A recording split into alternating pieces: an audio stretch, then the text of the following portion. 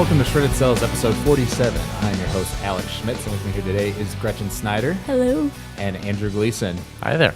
Yes, you guys might be surprised to hear us because on last week's podcast, the Ruby podcast we did, we said that was going to be our last one for the year. You know, we weren't going to be back until after winter break.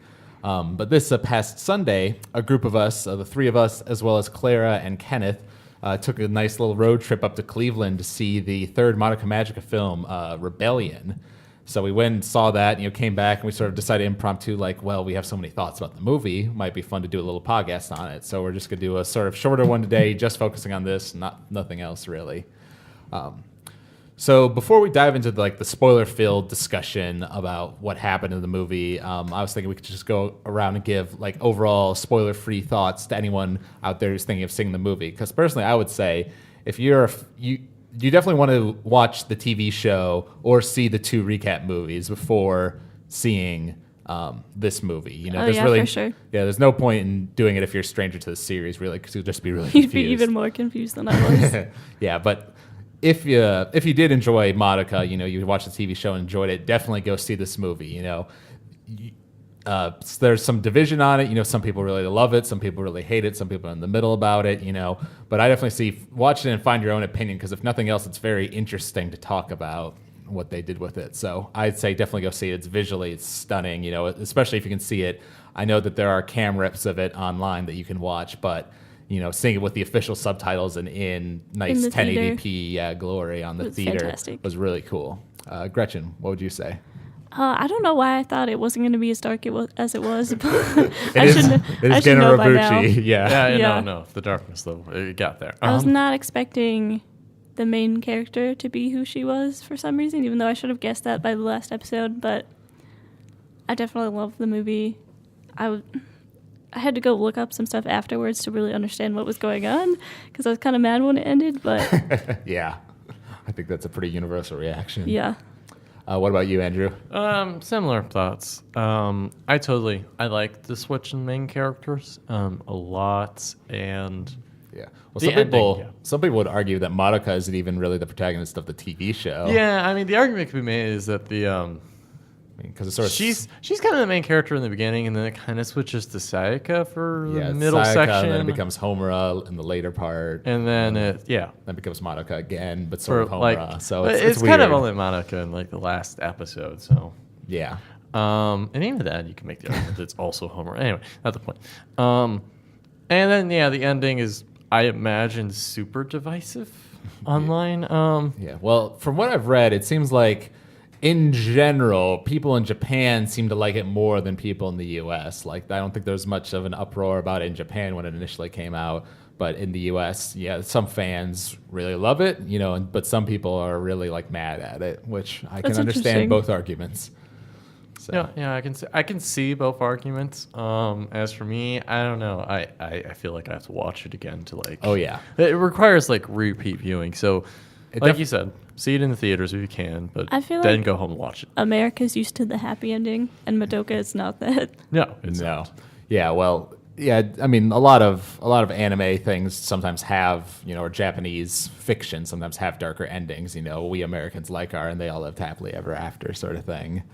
And I knew going into it because I'd read this review of it, that it was pretty spoiler free, but they pretty much said it has a pretty downer ending, so some people might not like it.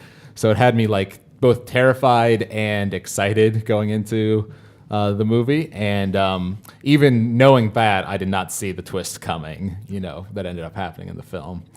So once again, like we said earlier, there are going to be spoilers from this point on. So if you have not seen the movie, do not listen, go watch it, then come back and listen to our thoughts about it. But don't spoil yourself. This is definitely one where it benefits you to see it with a clear head, not knowing anything about it for full impact.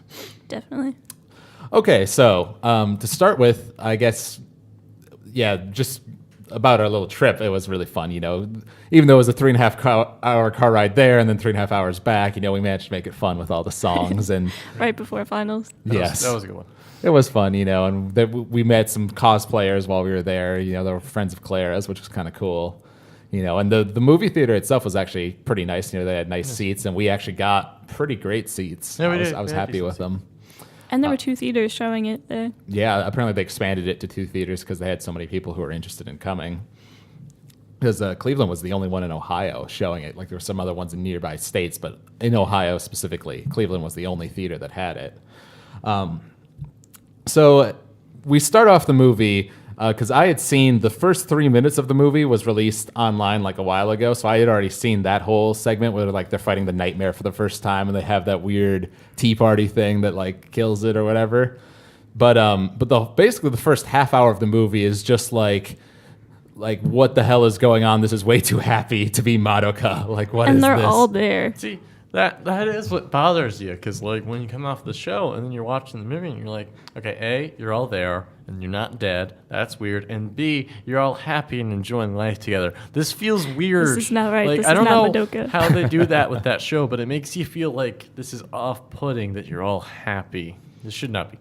Oh yeah, well, like when I was watching that the cake scene, where they're singing this cake song, it was like part ways cute and adorable, part ways kind of disturbing. Like, what am I watching? Yeah, Like, what I is get this? that. Yeah, at that point you're starting to question like, why am I watching this movie? I thought it got kind of annoying, like the longer that song went on, because they went all around the table with everyone, and I was like, all right. It was a little annoying, but I think it was kind of supposed to be. Like I mean, all the stuff that they're doing in that first half hour is really hammering home the idea that the movie assumes that the TV show, like it's repeating things from the first episode, like shot by shot almost. Yeah. I am actually curious about that. I wonder if it was supposed to be annoying to be like, yeah, we get it. You don't want them. They're trying to drive the point that they're not supposed to be happy, and you don't want to see them happy because you're used to them being miserable and everything being awful. Well, it's like, okay, Madoka's alive. You're supposed to be a concept. Sayaka, you're supposed to be dead after even almost becoming a witch. Every scenario, she dies. Right. And then Mommy was gone long ago. Well, yeah, but she was actually alive in the post Madoka's Wish universe, remember? Yeah. She and Kyoko and Homura were the only ones who were alive, but now all five of them are together. What was it, like Holy Magica Quintet or something like that? Yeah. Mommy had like a name for them.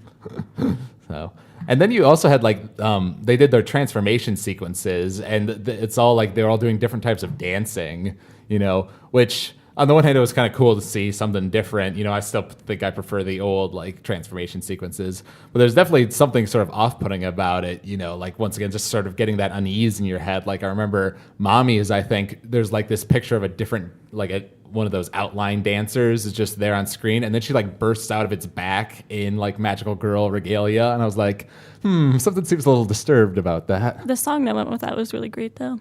Oh yeah, the music throughout, both the vocal songs and the orchestral music, Yuki Kadra came back. I could hear like reorchestrated versions of some of the themes from the TV show. So music throughout was really great. She knocked it out of the park for this one, I think. I don't know what else about the beginning is worth talking about. I did think, I heard some people saying like, oh, like the beginning went on too long, it's too slow paced or whatever. I actually think it lasted just about long enough, because right around the time that I was like, okay, this is great and all, where's our actual plot? Homura started to sort of suspect something was wrong. Yeah, I would agree with that, because I was really confused, but it was nice that it wasn't too short, it wasn't too long, it was just enough where they got to the point. Yeah. I mean, and you can't help but feel happy, when they're at the school and you see Kyoko and Sayaka, they're going to school together. Apparently they're living together and they're like all happy and being silly. And it's like, oh, this is what we always dreamed of. It's a nice little opening. Those two should have been together. Yes, we wanted those two to be together. You guys make great friends, and they're running around Madoka and when they're walking to school and fighting all the time. Mm-hmm. Yeah, I did think it was telling that even this like perfect world that's been created, Kyosuke is still kind of a jerk, to Hitomi. Still a dick. And they actually gave both that relationship like a little bit of development in the beginning, so that was kind of nice to see. Like that they didn't like just completely abandon those characters. Yeah. In the movie. And to be Kyosuke's credit, I mean, it's just he's such a prodigy at the violin that he's sometimes too busy to hang out with Hitomi. So it's not like he's being a jerk, but that's just his life. Yeah, sort of. I think Sayaka even said something like derogatory about him at one point. I was sort of like, Sayaka, you've grown so much. Yes. And then we got the whole like sequence where Homer starts to suspect things, and she goes to Kyoko of all people, to talk about it, and they do that whole thing on the bus, and where they can't get to the city where Kyoko is initially from, so that's definitely where you start to feel like, okay, something is definitely wrong here. Yeah, because at first it's like, oh, they're going to a different place. That's cool. They're getting on the bus, and then like they can't get there. Right. Well, and I thought it was one of the moments I thought was really cool is I think right around after that, she tells Kyoko to leave, like, I got to go do something. And like this music starts playing and she like takes off her glasses and undoes her braids, as she's monologuing, like she's starting to remember who she was. And it's like, yeah, badass Homura is back, So that was a cool moment for me. And at least for myself, it was around the time whenever Homura mentioned like, oh, yeah, this is a witch's labyrinth. So whichever, and it has to be one of us, one of us must be the witch, whoever did it, has to be the person who had like the most to gain, basically. When she started talking about that sort of stuff, I was like, okay, it's probably you because you have the most to gain from all this, with Madoka being alive and everything.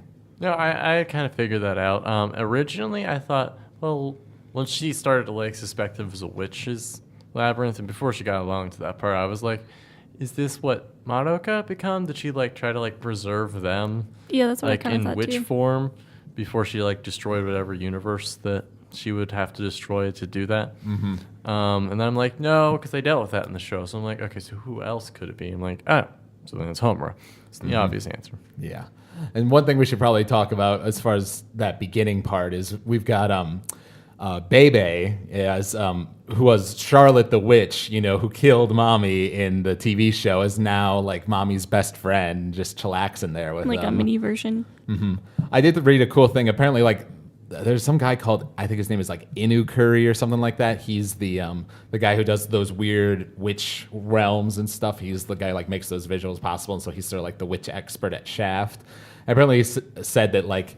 Because you know how whenever Bebe spoke, there were like little runes going off of it, and Japanese subtitles like appeared on screen. I guess apparently, according to him, witches can't speak like, human like language. So thus, that's why he was doing that whole thing. Ooh. So I thought that was a nice little thing. Yeah. Interesting. And we immediately know that something's wrong when Kyubey is just sitting there going Q. QQ. It's just a Pokemon. Just, being all cutesy. Kyubey, you're not that nice. But I think even on occasion, they, like, cut to one of those close-ups of him, So his many eyes. of them. And it's like... They kept doing that. And like, it was oh, a movie theater. What are I you know. doing? Are you just, like, plotting in the background? Because I remember we were talking to Kenny about it, and he was like, oh, I hope that we get some of that. He was like, oh, God, I hope we don't. And there was actually quite a bit of Kyubey's face filling the screen. Even when he wasn't really doing anything, it was just like close up. Yeah. So you had all that, and there was a nice little scene I sort of giggled at when, right before they fought that second nightmare, Mommy was like in her room, like combing her hair or something, and she's humming her theme, like That her was really theme from the cute. show, and she even uses her magical powers to make her hair curl like that. So it's like that's how she gets her gravity-defying hair. It's through magic. I really like that part. So that sort of was nice. It does seem a little strange that like. I guess it makes sense that Homura immediately goes after Bebe because, like, Bebe was a witch, in the previous timelines. Like, that's the first person she suspect. But Bebe, like, when she's interrogating Homura, or when Homura's interrogating Bebe in Mommy's apartment, he says, like, a little noise that sounds an awful lot like Kyubey. And I thought that was going to be where she would, like, turn over and look at him, because she's got to suspect that Kyubey's the devil because he is, Yes. Satan. Yeah. And something I read online, I didn't notice it, but apparently if you look closely, like even when Mommy walked into the other room to like go make the tea or something, you could see a yellow, one of her yellow strings like trailing behind her or something. So even at that point, she had already like connected her string to Homura, which is how she later used it to follow her, and not be trapped in time. Because at first I was a little confused about that until I saw the thing grabbing, and I was like, oh, okay, that actually makes a lot of sense. And as far as highlights of the movie go, by far one of the coolest had to be the Homura Mommy fight, because I would honestly say that might be one of the coolest fights I've ever seen in an anime film. That's what I was gonna say, It too. was badass as hell. It was. It was an epic fight. And As soon as that happened, I was like, I love this movie already. Oh yeah, And that comes at the perfect point because that's the turning point where it starts to get really dark, and Yeah. that you get to see that in their in them fighting each other. Yeah. Well, I thought it was pretty genius execution there, where like they're frozen in space, and you see like all the trajectories of all the bullets, and then Homura like lets go of her time stoppage, and then all the bullets they had shot, like the thousands of them, just go off all at once. It was like, oh my god, that was so cool. That was really cool.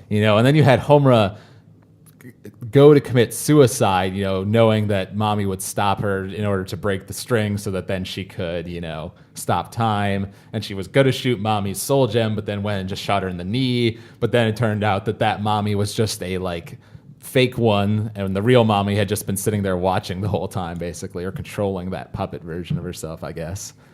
So sort of interesting in that, like, Homura and Mommy, I would definitely say are probably the two strongest magical girls in the show. And this sort of showed that when Mommy is fighting at her peak, even Homura with her time powers can't really stand up to her. Yeah, because the others were surprised that she even tried to fight Mommy. Yeah, Sayaka's like, what were crazy. you thinking?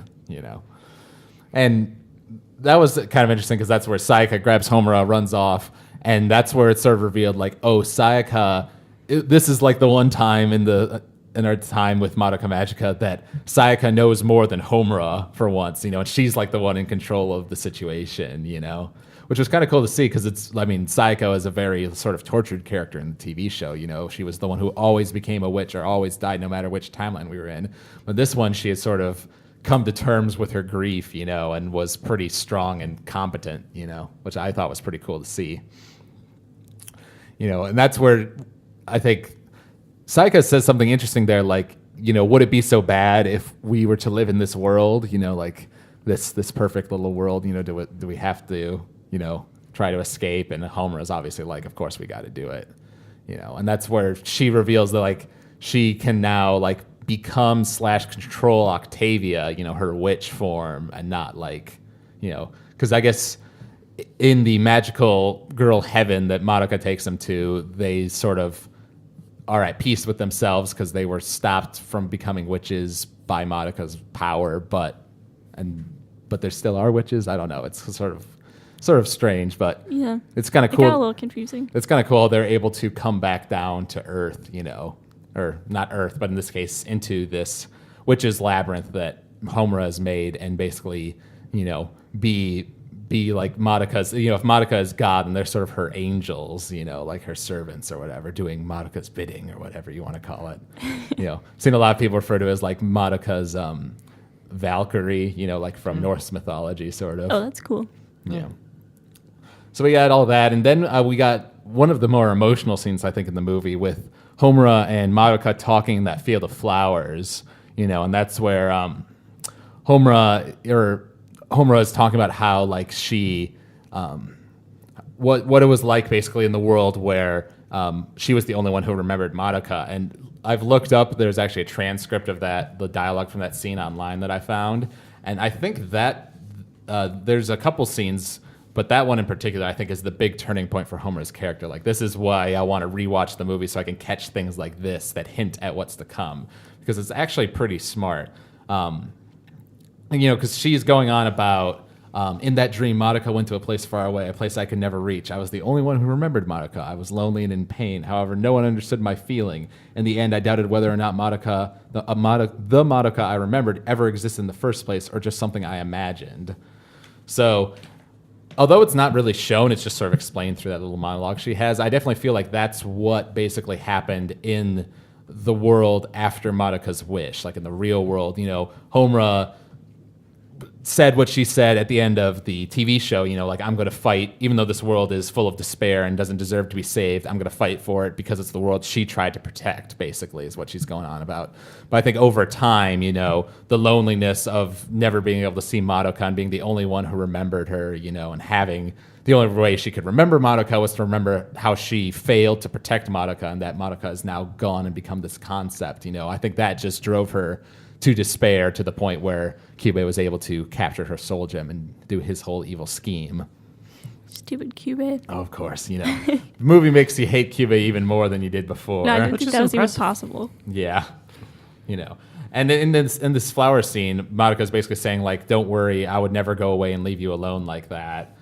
Saying if it's something that even Homura-chan started to cry about, I would never be able to endure it. And Homer says, that is also something that's unbearable to you? That's right. Everyone, I love everyone. I don't want to part with you. Even if that is something I must do, I would not have the courage to go through with it when the time comes. So Madoka sort of like saying that she would never do that.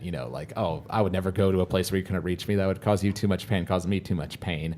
And this is the big line here. Homura says, because I rewatched the scene with the online rip, like Madoka says this line, even if it's something I must do, I would not have the courage to go through with when the time comes. And like this light from a blimp comes up over Homura, and she's got like this really like, her eyes are like shaking. She's obviously traumatized by something. She has this quick flash to like her first meeting with Madoka, like from the first episode, where they're in the hallway together. And then she says, "Oh, these are your true feelings then? Then I was a fool to have misunderstood it. I should not have approved. I should have used every possible mean to stop you back then." And then Homura says, "I know that you're kind to everyone and not afraid of making choices. When you feel that there is something that only you can do, you would not hesitate, even if it means hurting yourself." Oh, it's so sad. Yeah. So see, that's I think the turning point for Homura as far as deciding what she's going to do, what she wants to do anyway, because this Madoka, as we learn later, is like the real Madoka, like the one who's come into this world, but she somehow split off her memories and her god powers into Sayaka and Bebe, or Nagisa, I guess we can call her, so that Kyubey couldn't capture her, basically. So this is the like the true version of Madoka, but the Madoka that has no memories of the being God, or of like the reasons why she made her wish. Like the fact that the history of witches, and the reasons why she ended up sacrificing herself for magic girls everywhere. She doesn't know anything about that. So this is just Madoka, almost as if like how we might expect Madoka to be in episode 1 of the TV show before she knew anything about magical girls. This might be how she would have reacted to it, which is sort of an interesting thing to think about. That Madoka says that when she's talking to Homer on the end of the TV show that don't worry, I'm a happy, I'm able to be everywhere with everyone throughout all time, and I will see you again someday, eventually you'll succumb to the law of cycles and you'll be with me, So, but it begs the question, like, Madoka's saying all those things, but in her heart, is she really happy doing that, or is she doing it because out of like a sake of duty, like she's the only one who has the potential to do this sort of thing, and thus she feels like she has to do it, for the sake of everyone. So is it a thing for duty, or is it truly happy because she is being cast off? She never existed, she's not allowed to have a happy life while she's like that. So I think that's what this scene is getting to, and that's really at the core of why Homura does what she does later on, I think. I don't know, what are you guys' thoughts on that? It definitely really shows how hurt Homura is. Oh, yeah. And I love those flower scenes. So, like, it's just so gorgeous, the animation in this movie. Mm-hmm. Yeah. And there was a whole bit there where, like, the flowers, like, after she started talking about that, the flowers died, and then they became, like, these beautiful balls of light that were going up, as she was talking to her. Because she was talking about how, like, you're braver than you think you are, when the time comes, you actually would have the courage to do that. That's what makes you special, or something like that. So that whole scene was really powerful when you have those 12 episodes of the TV show to build up Homer's character and the tragedy of what she's had to go through. And it's around then, I think, that basically Homura finds out, yes, I am the witch. I'm the one controlling this labyrinth. And Kyubey finally reveals himself and is going on with his long explanation. And I thought all of that was actually, like, it was really surprising, but it was also really brilliant because it makes sense to me as far as, like, logical progression of, like, okay, we have the ending of the TV show. How do we make a sequel off of this? Kyubey would try to control the one thing that is completely illogical in his universe, which in this case is the law of cycles, the existence that Homura calls Madoka Kaname, and she's talked to him about like this witch's world, where energy gathering was different. So thus he tries to capture or control that power, understand that power that defies this logic. Shouldn't have told Kyubey about that. Yeah. It was Homura's fault.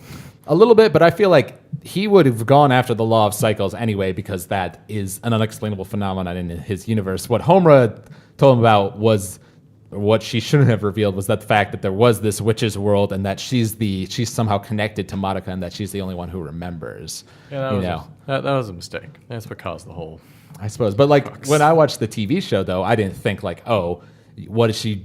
She's a fool for talking to Kyubey about that sort of stuff. You know, don't think that in the show, but now that you now you're like, oh, see, that was a mistake. Don't tell You done Kyubey goofed anything. Yeah.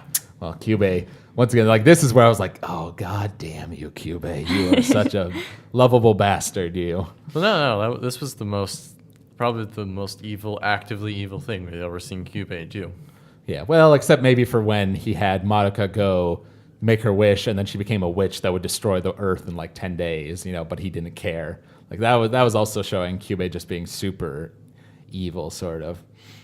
But that whole sequence, like that was where the animation started getting like really crazy and good, I think, because like Homura's going through like this despair, and there's like those like it's like black versions of her like falling down everywhere, and she keeps on killing like Kyubey over and over again, but more of them keep on coming because of course Kyubey is, you know, relentless. And this is where Homura basically like forces herself to succumb to grief so she can become a witch so that she can die, so that like that labyrinth world that she's created will collapse and Kyubey won't be able to get Madoka. You know, she'd rather like become a witch and die than have Madoka fall into Kyubey's hands. So once again, you know, Homura being really noble about everything. And the design for Homura's witch apparently is like there was a version of it shown like in a PSP game or something, and then they like have altered it into this one that they showed in the film, which I thought was a really creepy but cool sort of witch design. It was a really cool design. No, it was a good one. I really like that witch design. Mm-hmm. Yeah, and you know, and that's. I think this film might have more like as far as the witch realmy stuff. You know, it might have more of that than, you know, most of the stuff in the TV show. Like there was a lot of it going on there, you know, so especially when you got to Homura and her army of familiars fighting like Sayaka's witch form and her army of familiars, and as well as Nagisa's, you know, like Charlotte's little puffballs and all that. You know, there was like that whole like big battle that was going on was pretty crazy.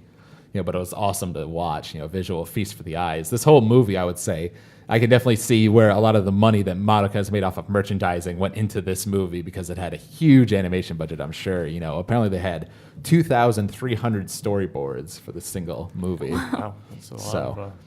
So that's really impressive.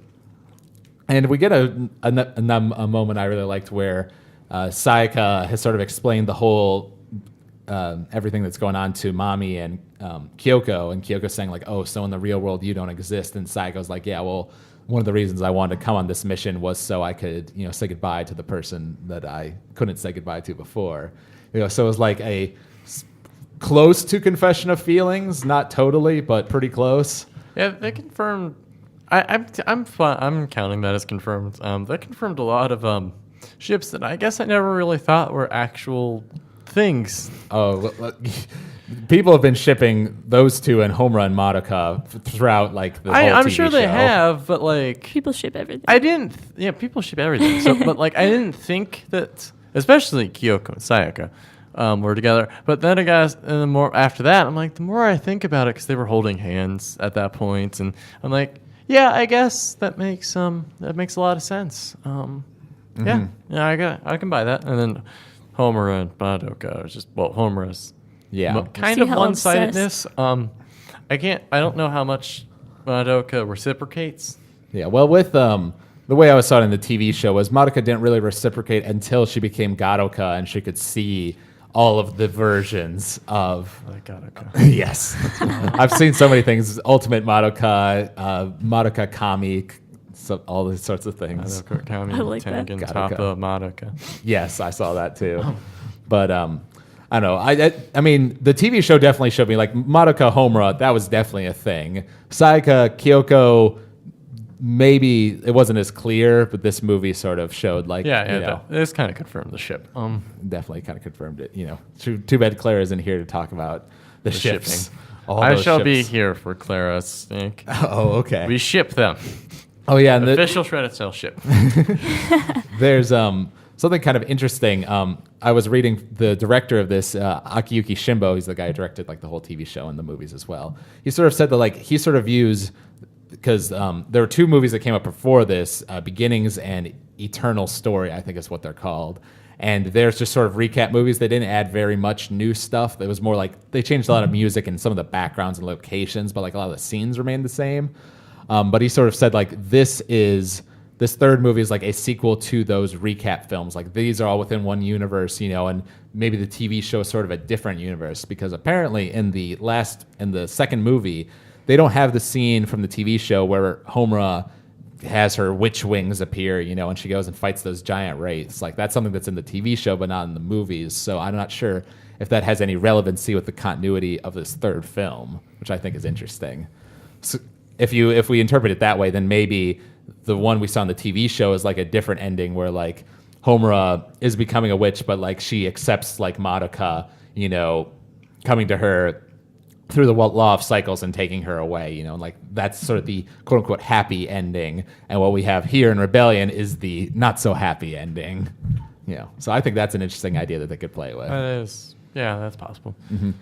And there's a nice scene there, like where Homura is going all like witch and going crazy. She and Madoka are sitting like in two chairs on top of like a grassy hill. And in the opening of the movies, because sort of like this movie, they had like a minute 30 opening like for a TV show, but with really nice animation, that they made for the movies. And in those movies, they were like the two of them were on those chairs on that hill, like snuggling, like being all cutesy or whatever. And then they cut to that here where Homura's like going all witch, and like Madoka like falls over and like becomes like goo and splatters on the ground, and like Homura starts like weeping, and like smacking the ground. So that was like a really darkened version of that whole thing. I've never seen those two movies. Oh yeah, they're worth watching through once, for some of the changes they make to the music, and they have new transformation sequences, which are actually really beautiful and things like that. But it doesn't add a whole lot of new stuff, not like the Gurren Lagann movies. Second one. And the opening to this movie as well, like I thought that was really cool. Sort of you don't expect to see an opening you expect to see it in a TV show, not so much in a movie. But it was actually really effective, and I thought that last shot of like where Homura goes to hug Madoka and she like dissolves into sand or whatever, like that's kind of telling of the darkness that's to come in this movie. And then we get, this big battle's going on. Madoka comes down and saves Homura, sort of like pulls her out of the witch stuff. And this was something I saw somebody making a point of online. Another like big hint at the whole thing that's to come later. Madoka comes and tells Homura to never abandon hope and that she'll never abandon her again, not to give up. Homura then apologizes for being a coward and says that she'll do anything to meet her again, and she can hold any sin, and it doesn't matter how she is as long as she can stand by Madoka's side. Then Madoka asks if they want to go back together, and Homura answers it with an affirmation. Madoka then asks Madoka asks Homura if she's afraid, and Homura says no, she won't hesitate anymore. So on first read, the scene seems to imply that Homura is apologizing for trying to kill herself and that she's ready to join Madoka. But on second read, it seems to imply she's apologizing for putting Madoka in danger through Kyubey's whole machinations. But she'll become anything in order to protect Madoka's side, and that she won't hesitate again to make the decision to correctly protect Madoka. So if you think of it that way, you can, in context of what happens later, it's Homura basically saying like, I'm sorry, I made a mistake once, I couldn't properly protect you, but this time, no matter what sins I have to bear, I will do it. I will succeed.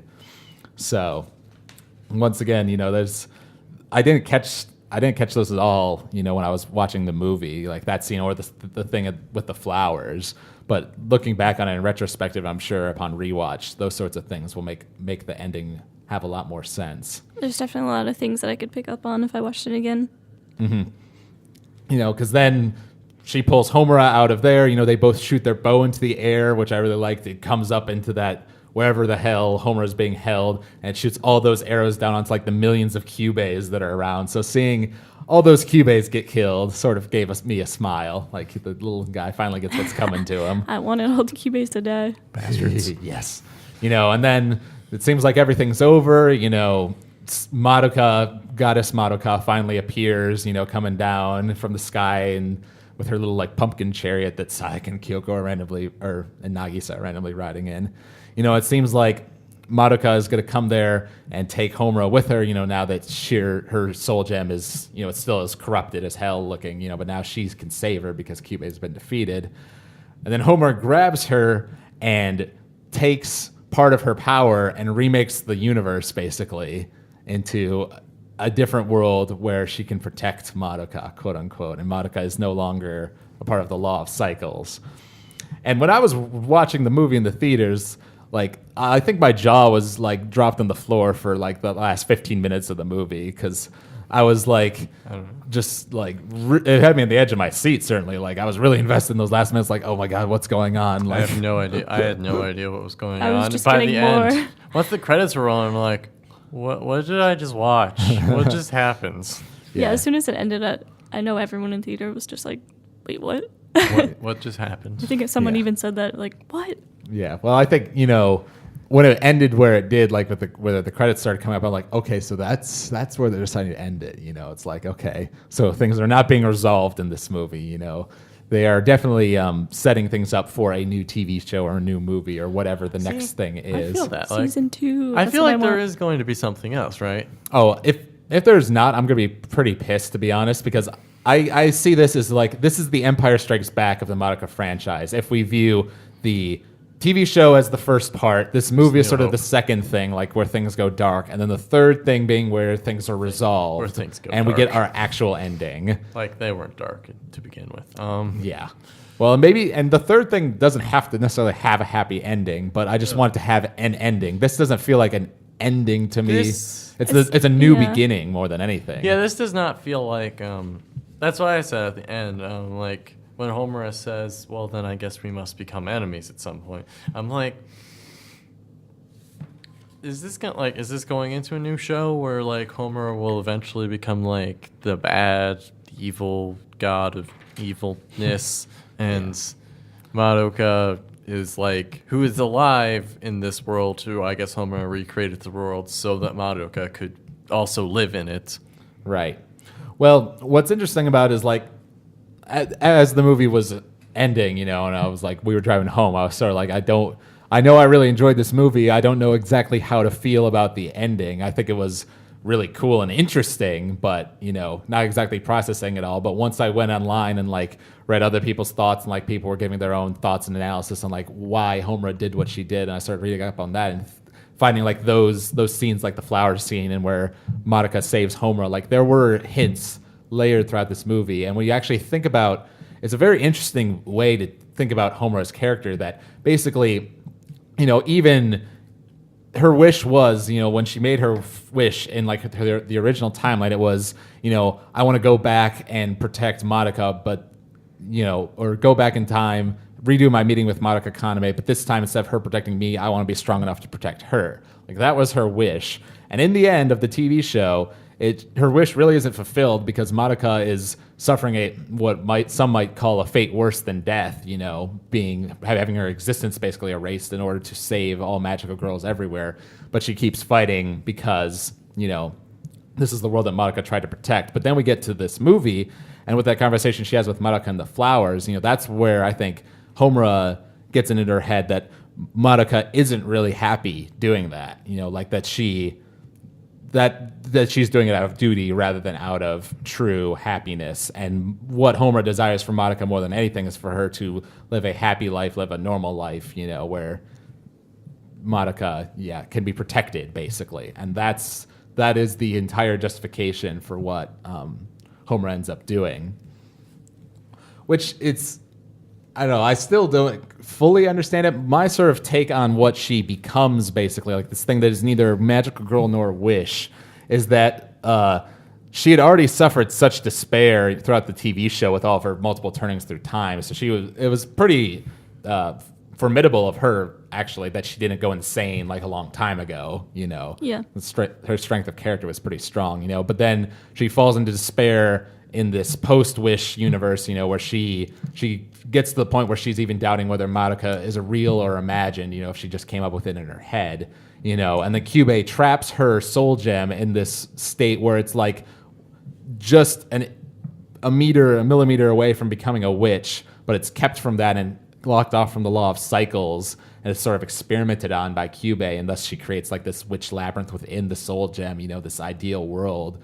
All of that can't be good for her psychological state, I think. Yeah, it makes sense that she just blows up pretty much at the end. Yeah, she kind of snaps. Yeah, so, and I sort of see that, like, so the combination of all that, like all that despair that she felt, the fact that it kept on being reiterated to her that, in her mind, I think she definitely felt that Madoka's wish, it wasn't for the best for Madoka. Why does she have to be selfless? Why does she have to sacrifice herself?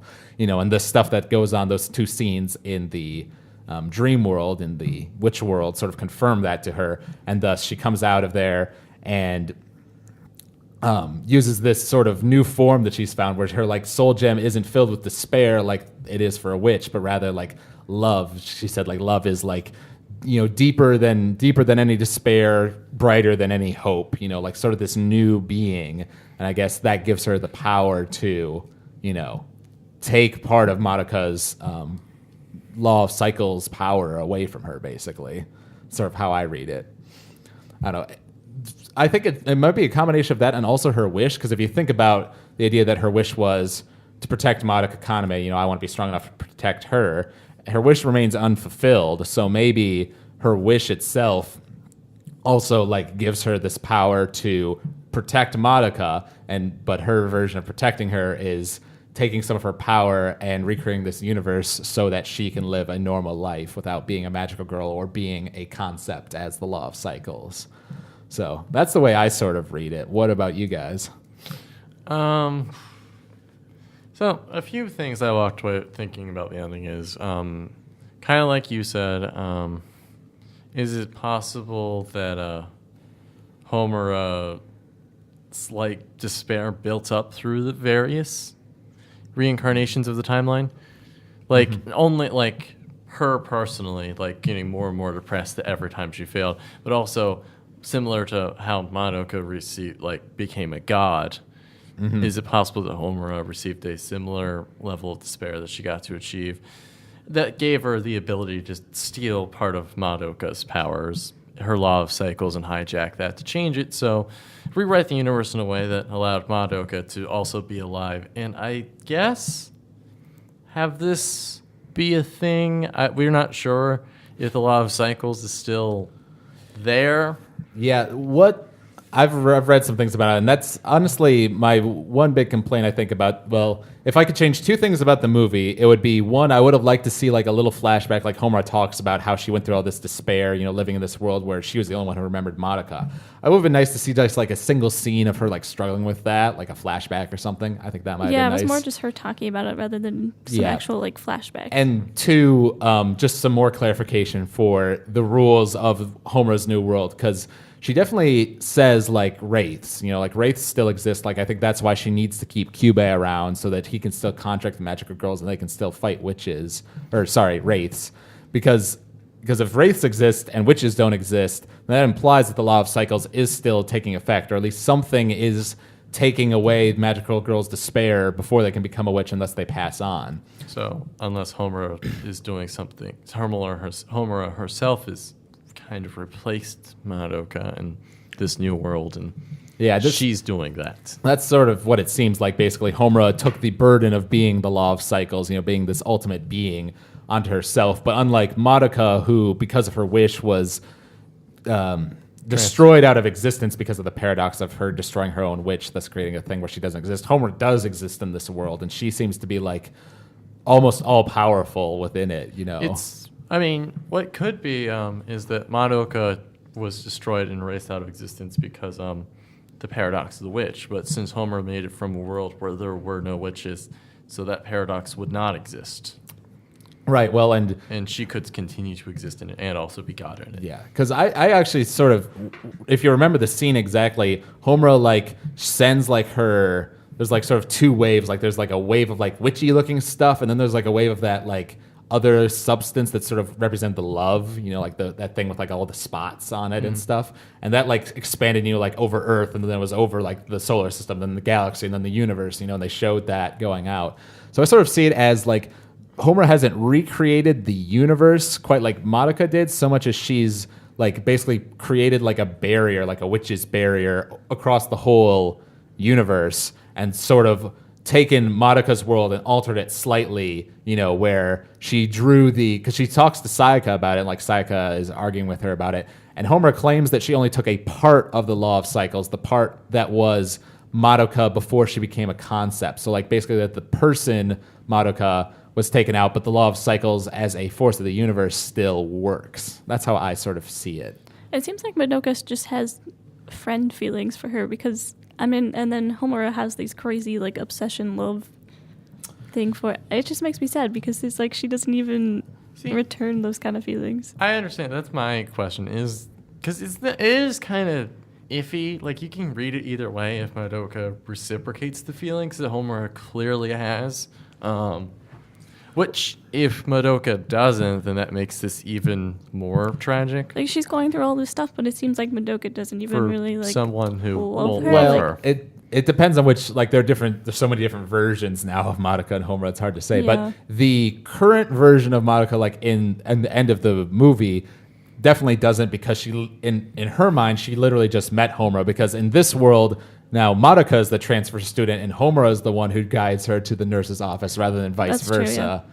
You know, so like once again, Homura is the one protecting Madoka rather than the other way around. You know, so this is sort of a different like version of Madoka. Like she seemed very, you know, shy and like I don't think she knows like Sayaka at all. You know, like Homura, I think it's going to be her first friend, quote unquote, because she's been gone for 3 years off in America apparently. Do you think that Homura did something similar to that on purpose so that Homura could be the first person that Madoka meets?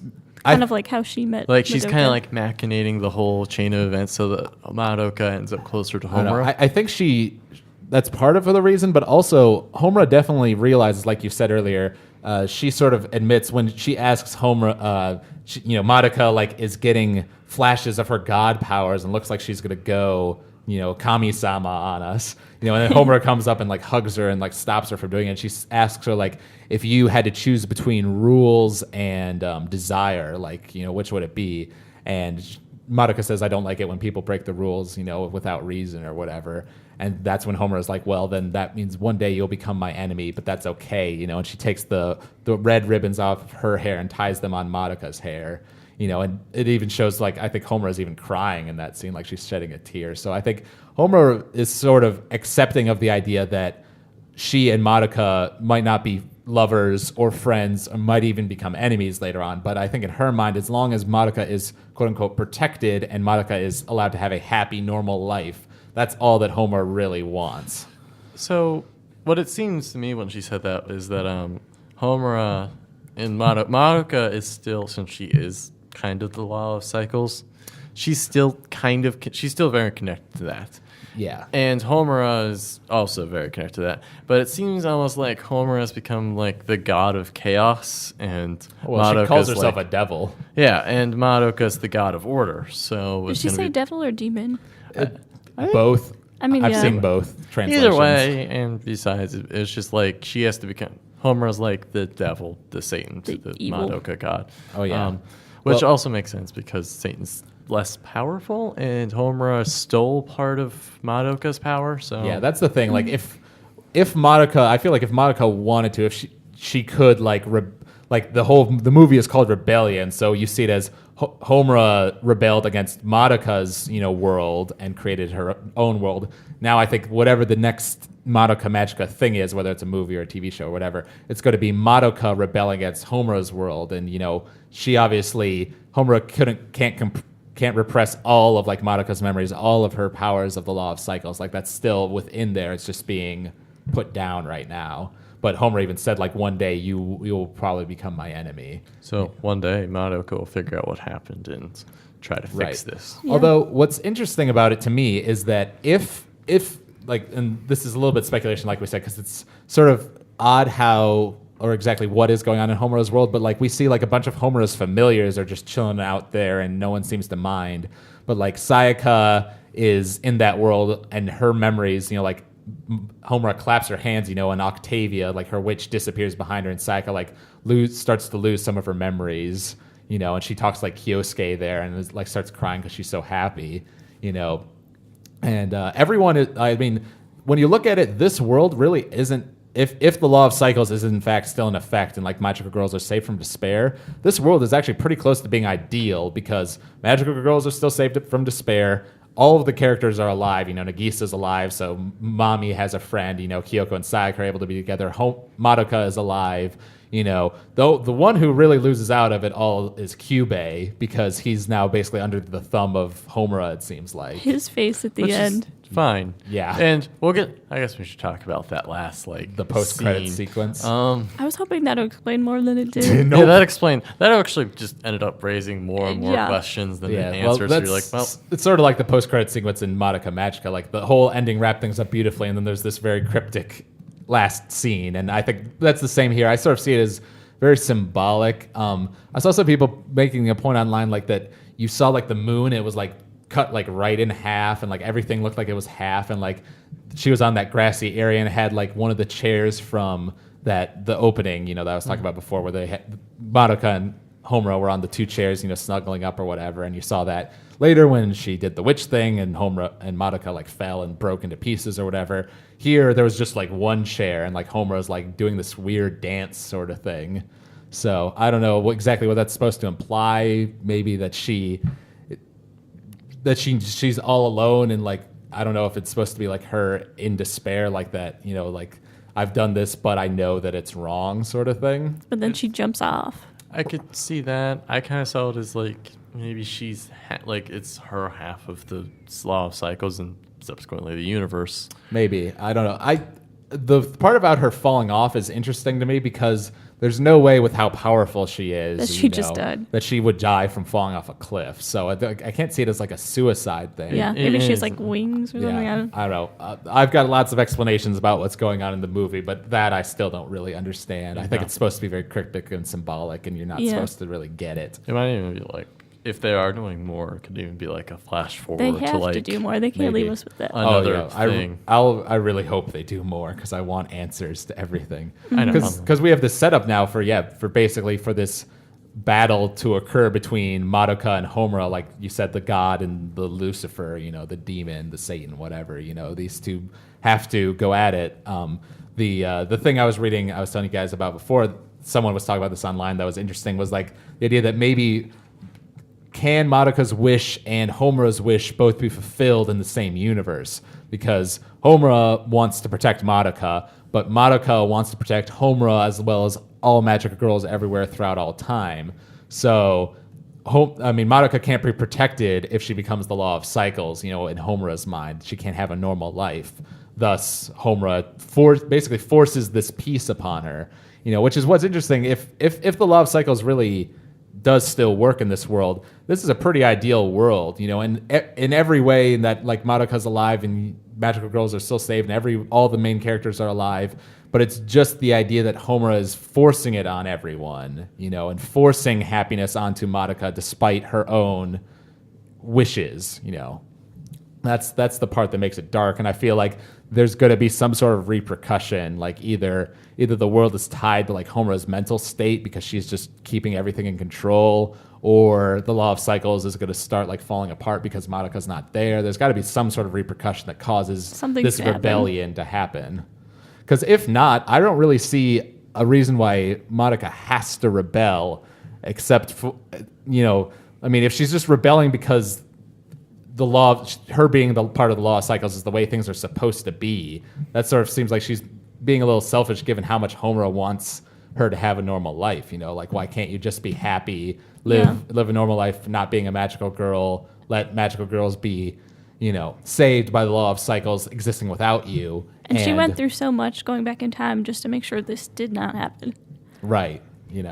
And I almost sort of think I saw someone making a good point that maybe like we've gone back sort of to the first episode of the TV show and how like we saw Homura there and she acted very cold and like sort of evil, but in her heart, like behind the mask, if you will, she was suffering so much and she actually cared about Madoka so much, but she put on this front, didn't care about anyone else, it seemed like.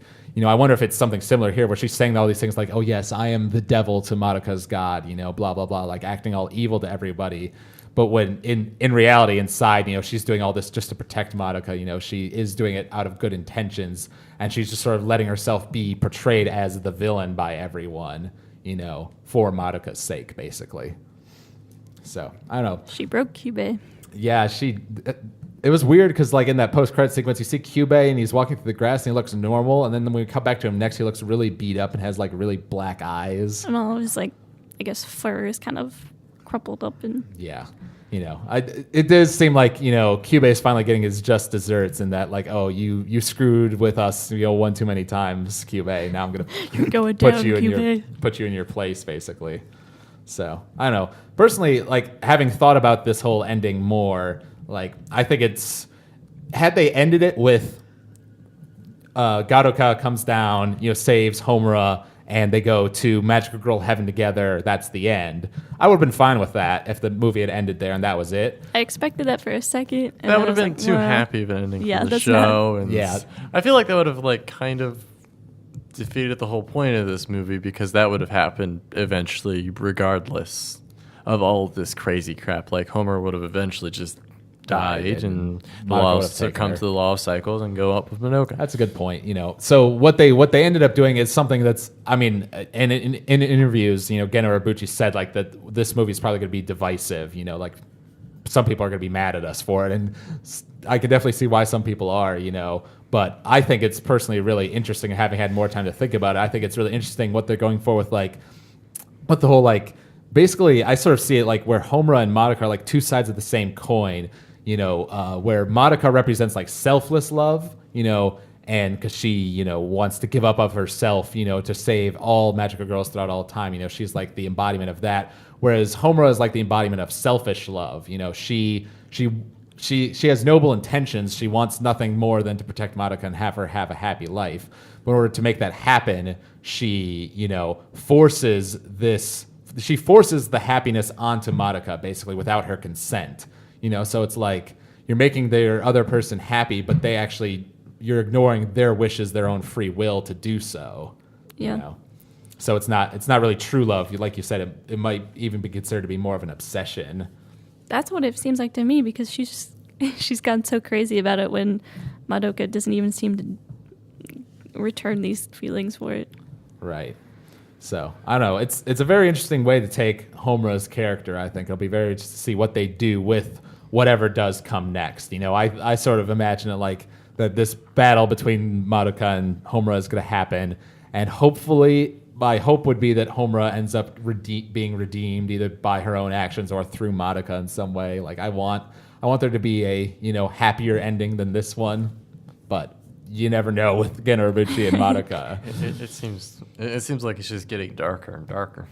Yeah, which is very interesting and cool. I like the fact that it's willing to go really dark like that and do something really ambitious with the person who's basically your protagonist at this point, Homura. I mean, at this point, worst case, some of the worst case scenarios come up with is Homura and Madoka would destroy each other and just reset the world to what it was before without either of them. That would be really dark, because then we're back to the world where witches, magical girls are born from witches and things are kind of crappy, and Kyubey is just a giant asshole. The only one left who He who wouldn't just end up dying flat out would be Kyoko, unless she ends up sacrificing herself for Sayaka, and then everyone's dead. And everyone's dead.